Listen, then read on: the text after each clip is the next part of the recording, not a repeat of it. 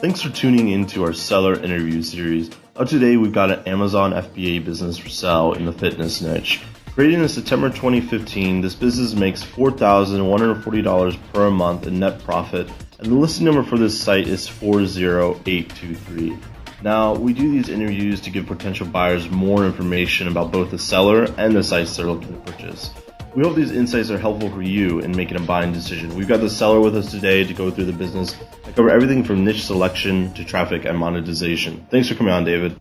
Yeah, I'm glad to be here. Yeah, before we dive into the questions, just to give a quick summary of this business for everyone out there listening in. As I mentioned, it was built in September 2015 with the actual Amazon FBA listing going live in January. It has a monthly revenue of $6,887 with the expenses sitting at $2,747 for that total net profit of $4,140. And that is over a 6-month average. With the sale, the new owner will be getting the product listings, the product brand, which is a brand website, and the existing inventory right now at Amazon will be negotiable between the seller and the new buyer. So just starting off here, David, can you tell us a little bit about your background in building and running online businesses? Is this kind of your first one, or have you done many before? I've done one before, and I'll give you a little history. I've been an entrepreneur for a very long time, since I was in my mid-20s. And I'll say, as far as online businesses, I sold promotional products, which is logoed T-shirts and pins and coffee mugs. And that was an online business. I did that for 17 years, and I started that when I was mid-20s when I started that business. I did it for 17 years. It was very profitable. I had no employees. I've never had an employee. I've been self-employed for a long time. I've never had an employee. Because what I did is I brokered the products. If people wanted a logoed T-shirt, I brokered that out, had some printed, and I was just the middleman. And that worked very well, worked beautifully. So that was an online business. That was my first online business. And my FBA product is my first FBA product, and it's done very well. You know, there's a lot of moving parts to getting something live on Amazon. There's a lot of things going on, but this one turned out very well. It turned out very well. It was well thought out, but I'm very happy with the results. That's great. Yeah, that's cool. So how did you come up with this idea specifically? Without giving away the niche or anything like that, did you discover this product because it's something you're passionate about, or did you do some kind of like keyword market research? How did you kind of come up with it? There's a little mix of passion, and there's also a mix of the fact that this product is selling really, really well on Amazon. There's a high demand for it. So I would say it's 50% my passion. The other 50% is the fact that Google Trends sees this product for the last 5 years, sees an uptrend for this product, and what really speaks volumes is, of course, the Amazon sales, which I'm extremely happy with. The product it's been live for 1 year. It went live January of last year. And yeah, it's done well. I managed to run out of stock. I guess every FBA seller runs out of stock at least one time. But when I first launched the product, I ran out of stock in 10 weeks, and I had a decent sized first order. So that surprised me. It also shocked me because I'm like, oh, what do I do now? I'm out of business now. You're out of stock, you're out of business, of course. So, but I'm not complaining. I'm really happy with how things are. So for someone looking at this business, and let's say they have no idea what Amazon FBA is, and maybe this could be their first online business they're looking to purchase. Could you just briefly describe how this business makes money? Yeah, sure. Well, basically, I don't know how far back you want me to start, but you start. I'll start with the egg here, right? You get a product usually created in China, which this one is, and that's most products are made in China. You private label it. You put your own brand. You put your own logo on it. You build a website around that brand. And that's important. I'll get to that in a moment. Essentially, the product, after you get your own brand, you get your own packaging, get your own design, put around the product. That gets shipped to Amazon. They put it in one of their 20 fulfillment centers in the U.S. This is a U.S. product, by the way. It's Amazon.com only.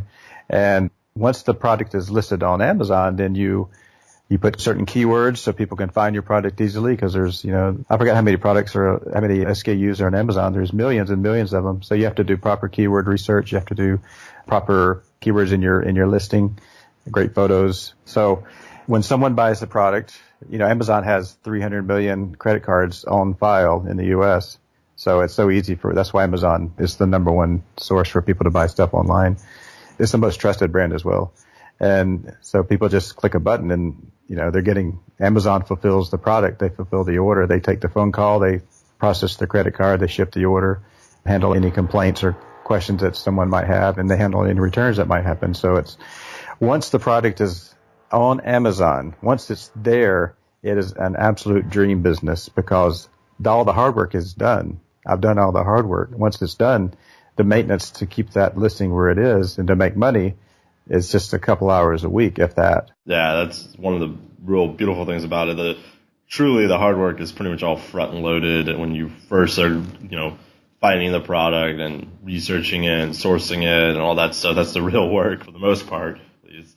Yeah. So, as you mentioned, this is kind of a dream business. It doesn't take that long to manage once it's up and going. Why are you selling the business? Why not keep it and grow it?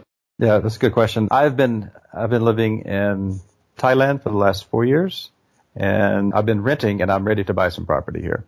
So, I guess it took me 4 years to realize that I'm live the rest of my life here, or at least most of my life here. So I'm ready to really plant my feet here. Oh, wow. That's cool, man. And build something. Yeah. So that's the plan, is I'm ready to get some property going here. And so that's the reason why I am selling the product and the brand. It's a very strong brand. I don't know if we'll get into that now or not. It's a very strong brand. Nice. I'm sure we will. So you already answered my other question here about what the plan is after the sale. So you're buying a property in Chiang Mai, hopefully a pretty sweet pad. Before we get into the brand here, just when you first created the business, when you first went live on Amazon, could you describe kind of that trajectory? How was it? Did you get people coming in pretty quickly, or did you have to do something like Amazon PPC to start getting your initial customers? What I did is I did a lot of giveaways, and I don't know how many of your listeners are familiar with how you launch a product or how you used to launch a product. I know launching a product now is a lot more difficult than it was a year ago because the Amazon changed their terms of service in October of last year. But back in the day and back when I launched this product, you give away products at a really deep discount. And what that does is when someone buys the product, let's say, for example, they buy the product for, let's say, $1.50, for example. And I gave a lot of my products were given away at $1.50. They're essentially buying that product. Even though it's a deep discount, they're still buying it. So what that does, Amazon rewards sales. So when someone buys something, that brings you up into the ranking. So even if they buy something at a 95% discount or whatever the discount percentage is, that brings you up. So I end up giving away, 20% of my stock, and that bumped that up. And that also helped with the keyword ranking, because when people were searching for the product, they were searching it with certain keywords. And again, that helped the keyword ranking with it. So that's how, getting started a new product, you're going to have to give away. If someone's going to become new into this business, you have to, now that they changed the terms of services, I don't know what you do now, but it's not as easy as it was. It really is. It's not nearly as, it was so easy to get something going, not ages ago, months ago, but now it's a different story. But this product, it's up in the stratosphere now. It's just ranking really, really well, has strong sales, and the keywords are steadily going up, and I'm on the first page on many of the major keywords for this product. Yeah, that's one of the advantages with this change of terms of service, where it is harder to launch a product. Now all these Amazon FBA businesses such as yours that already have, kind of your feet or rooted rather, you're already there, becomes so much more valuable to someone. 'Cause, launching a new product is going to be a little bit more difficult from going forward, I feel. Yeah, for sure. So is there anything you learned from this business that you might be applying to your other businesses? Like just one thing that worked really well for you? One thing that worked really well is to never give up trying to promote your product. That's a good question. I'm glad you brought that up. Here's what I did when I launched it. I'm basically like a dog with the bone. I don't give it up, right? And I'll even growl a little bit if somebody tries to take it away from me. So what I did is potential buyers. Might be bad. I'm nice to them. Just to the competitors only, right? No, for the product. No, so I did aggressive giveaways and having people, buy the product at a discount, and that was the way that I was getting reviews as well. Of course, now those reviews have been taken away, and that's okay. I still have a lot of reviews for the product, even though a lot of those ones from the product launch have been wiped from Amazon. But I have more than 250 reviews, actually. I sent the product out to niches. I contacted YouTubers, I contacted bloggers, and I contacted webmasters for this particular niche. And I said, hey, if I sent you this product, would you evaluate it? Would you use it and give me your honest feedback? And then if you like it, tell your readers, tell your viewers, whatever about it. And I reached out to a lot of them, and I would say probably of all the niches that I contacted, I would say probably a good 20% responded, say, yes, send it to me. That's fine. I'll be glad to review it. And I end up getting some great reviews. There's a lot of backlinks going to the listing now from social media sites because people, they reviewed it. They sent the link back to Amazon. And this is really interesting, Gregory, is I sent one belt to a filmmaker. He had a YouTube channel. He was doing product reviews, but he had kind of like they were basically comedic reviews. And I sent him this product, and he made this incredibly professionally and funny video review of the product. I don't know if you've seen it or not. It's on the website, but it's professionally, it's amazing. It's like the coolest thing ever. So that was probably my biggest, I would say, cash in, so to speak, for that. And that's, okay, so to answer your question, that is what I've learned is if you're going to launch anything, no matter what business you're in, no matter if you're selling a physical product, if you're selling an electronic product, if you have a brick and mortar business, you got to just keep reaching out and don't give up. These are the hard yards, but you get through the hard yards and you're going to be successful. So that's the lesson I learned. And that's the lesson.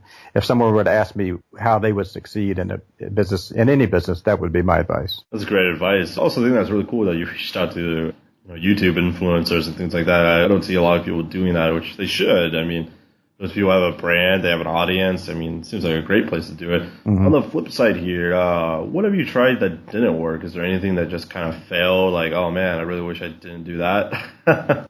Yes, and being totally transparent, I made an attempt at doing some Facebook advertising. And here's what I did is that the video that I was telling you about, I put that video up on Facebook and did a campaign for that. Basically I put it on the brand, the Facebook page. And then I boosted that post. I boosted the video. And I didn't spend a ton of money, but I just don't know what I'm doing when it comes to Facebook advertising. And I know some people do, and they can make people do very well with a product. I didn't know what I was doing. So that was probably my biggest flop, is attempting the Facebook ads. Big opportunity for the right buyer though, right? If they know what they're doing, or if they know of an expert who knows what they're doing. I think Facebook has a lot of potential for that. Yeah, absolutely. Now, that's a pretty good segue into my next question here. Where is the traffic coming from for your listing? You mentioned you got these backlinks from YouTube influencers. Is there like Google organic search as well as Amazon organic? What does that breakdown look like? Yeah, it's hard to tell because when traffic comes to an Amazon listing, to an Amazon FBA listing, you don't know exactly where that traffic is coming from unless it's feeding through, like I know that some traffic is coming through the branded website because I can track that. And I can track when somebody buys the product. But other stuff goes, and let me just kind of back up a little bit. I have written 18 press releases about the product. And so over the course of 12 months, I have 18 press releases that most of those I wrote myself. And those are out in cyberspace, and there's thousands of links coming just from those press releases to the product. But the challenge, though, Gregory, is I don't know exactly which ones are pulling. I don't know which, when somebody buys directly through Amazon, I don't know where that came from. I don't know if it came through my Twitter campaign. I don't know if it came through a press release. I just don't know that. I could see that being very hard to track, especially tackle with paid traffic as well. Yeah, right. Hard to see where things are coming from. How stable are the earnings? Do you find that month over month you are earning about the same, or is there big swings and seasonality with the product? Yeah, there's not these big peaks and valleys with the product, and I like that personally. And I'll tell you a little bit about Christmas. Christmas just passed, and Christmas sales were pretty good. They're pretty good. But I'll tell you, August blew away Christmas. Oh, really? And I don't know why. Amazing. I mean, I can speculate, and I can say there's probably a lot of events going on around this particular product for that season, for August, for whatever, But, I can only speculate why August was just amazing. But Christmas was good, but August was spectacular. And it's now the end of January, and someone asked me this on an interview or on a call yesterday. They said, well, how's January sales compared to, like say December or November? January sales thus far is equal November, which is great because, most online businesses, January just falls off the face of the planet, right? January sales are strong. The sales are strong throughout the year. There's no really big dips in sales, which I think is pretty cool.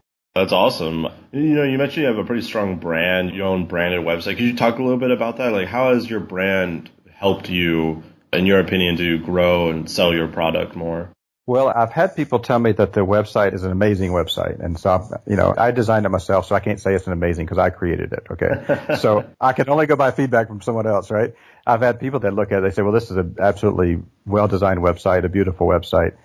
Okay. So a couple of things is that I've got that 3-minute video on the front page that this professional filmmaker made. I've got that there.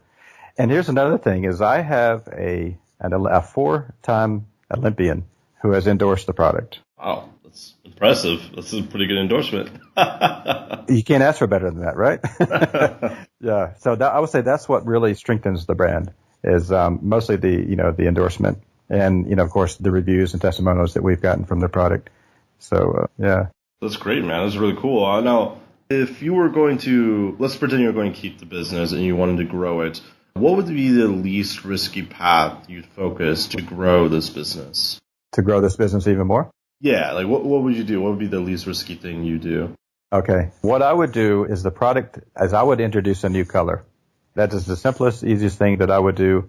And just had a conversation with someone about this recently, and basically the same question is that I would introduce another color. The product is just one color, and if I had just another color, and this is what I'm going to do when I do the next reorder anyways, I'm going to introduce a second color.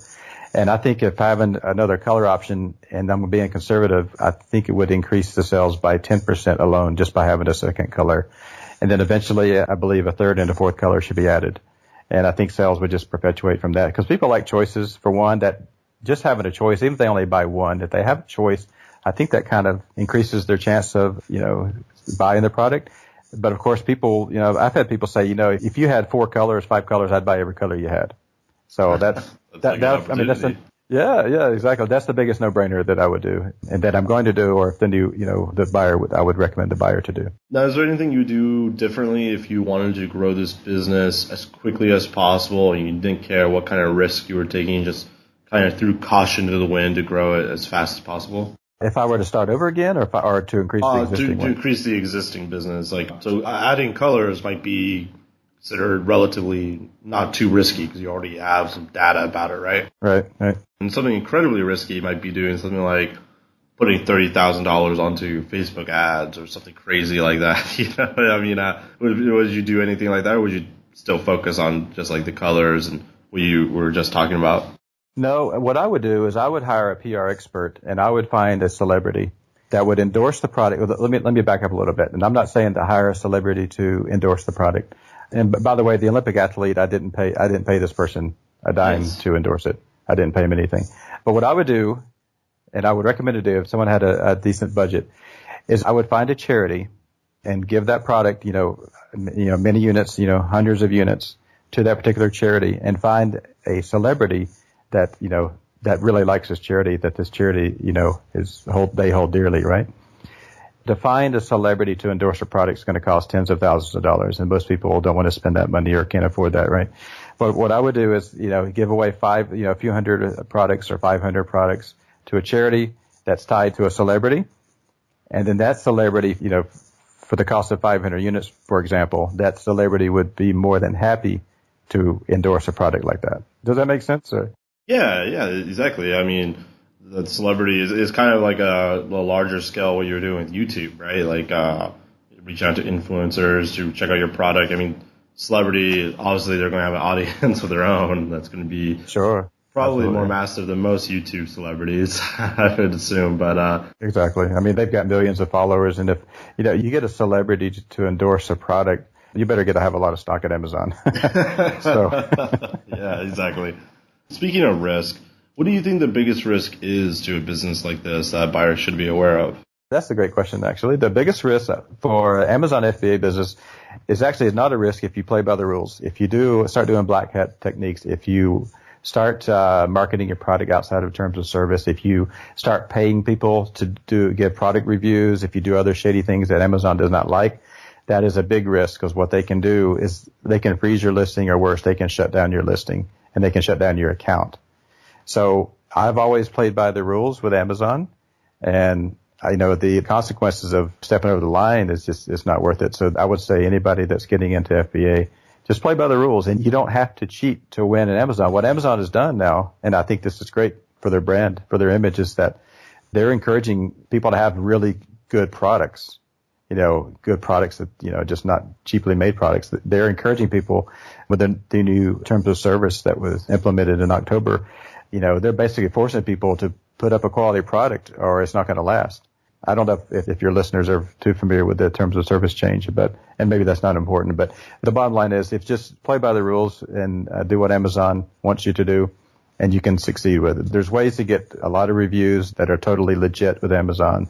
There's ways to get keyword ranking that are totally legit with Amazon. You don't have to do any black hat techniques. Yeah, absolutely. So you mentioned before, now that the product is live, that the maintenance is pretty simple for the business. Could you go into like kind of what you're doing on a weekly or maybe a monthly basis to currently maintain the site or a business rather? Yeah. What I do is I write about 2 press releases per month. I've got 18 out there now. I know the listing has been live for 12 months. But now I'm doing 2 per month minimum. And I know press releases I think they're really important. Again, I don't like the fact that you can't track exactly where each sale is coming from. But I know that whenever I send out a press release, I get a big spike in traffic to my website. And when I do a press release, I put the website link and the Amazon link. It goes directly to the Amazon store. And I see a spike in sales whenever a press release goes out. So I do 2 press releases now per month. And I'm probably going to do more, actually. I think 1 per week is probably even smarter. And I do 2 blog posts on the website per month as well. And people say do 1 per week, and that's fine. But I know that the website is ranking really, really well on Google. So I do some writing, and if someone does not want to do writing, whoever takes over this business, I'll continue to, for a few months, I'll continue to write press releases. I'll continue to write blog posts if they would like. After that, what they can do is they can always go to Fiverr to write press releases. They can go to Fiverr to write blog posts. There's always an option to, it's not expensive to hire a Fiverr person to write these articles or write these PRs. Yeah. So that's the only maintenance there is. And I check my listing 2 times per day. And when someone leaves a review, I always comment on it. I thank them for leaving the review. And I know a lot of sellers don't do that. I think some are missing the boat on not thanking someone leaves a review on your listing, say, hey, thank you very much. And if they have their name, if it doesn't just say Amazon customer, if their name is Cheryl, for example, say, thank you, Cheryl, very much for your review. I really appreciate it. And I think that helps. I think it helps a lot, and then people, if, obviously there's going to be an occasional bad review. There's no product that doesn't have battle scars, right? So, and if there's a bad review, just say, hey, how can I make you happy? Maybe, your product may have been defective, or I'll be happy to, if you send it back to Amazon, I'll reimburse you for the shipping if you contact us first. Just, you can still negotiate with somebody that leaves a bad review, and it makes your image look really good. So just checking my listing 2 times per day, responding to reviews, and doing 2 articles per month and 2 press releases per month. That's all I do. Moving to some wrap-up questions here. Would you be willing to sign a non-compete with the new buyer? Yeah, absolutely. No problem. And you mentioned a little bit of this already, but how much support would you be willing to offer that buyer? I would do 90 days support easily. I know a lot of people say, would you do 30 days? I would do 3 months support, no problem. Okay, cool. And I'm assuming that consists of like email mainly, or is that also like Skype calls? Oh, Skype calls, email. I'm online all the time, which is maybe not good for my health, but I'm always connected. I'm always reachable. So by Skype, email, and like I mentioned, I will continue to do some writing to keep the product fresh. And I'm happy to, if somebody needs help down the road, 10 months down the road, just give me a call. I'm not going to disappear, so I'm glad to help. Excellent. Now, obviously, the best case scenario here for you and for Empire Flippers is someone comes in and buys it outright, full list price. But would you at all be open to someone like saying, hey, look, I'll give you 80% now and the remaining 20% over these couple of months after maybe this training period is done or something along those lines? Would you be open to earn out like that? I would be open to looking at that, sure. Cool, man. Before I ask you my final question, my hot seat question here, just to give a quick summary for everyone out there still listening in, this business was built in September 2015, monthly revenue $6,887, expenses $2,747, for that total net profit of $4,140. And that is over a 6-month average. With the sale, the new owner will get the product listing as well as the product brand with the branded website. And the existing inventory currently at Amazon will be negotiable. So, David, my final question for you is, what is your best pitch in 30 seconds or less on why someone should purchase this business? Well, like I mentioned previously, Gregory, is the FBA business is absolutely phenomenal once it's up and going. I did all the hard yards. I did all the hard work. And this product, it took me 6 months to design it. This is not a product that I just simply swiped from Alibaba. I had this custom designed. It's the only product of its kind. So I did all the hard yards, and I found a great supplier to create the product. I have great terms with the supplier. The product is a great seller through the entire year. There's no big peaks and valleys with it. It's like a steady income. So, all the hard work has been done, and it's basically you sit back and collect money from Amazon. That's how it works now. Great. That's a great pitch. And you are right. I mean, once the businesses are up and going, they're fantastic for someone who, even if someone's just starting out, because there's not too many moving parts versus like a normal e-commerce business. So for everyone out there, if you're watching this on YouTube and you want more information, the link will be below the video that would take you to our marketplace listing. Now, if you're watching this on the actual listing page and you want more information, you can become a depositor today. All you have to do is click the button, make a deposit, and you'll be given everything you need to review this business. So David, thank you so much for coming on, man. It was an absolute pleasure. Okay. Thank you, Gregory. I appreciate it.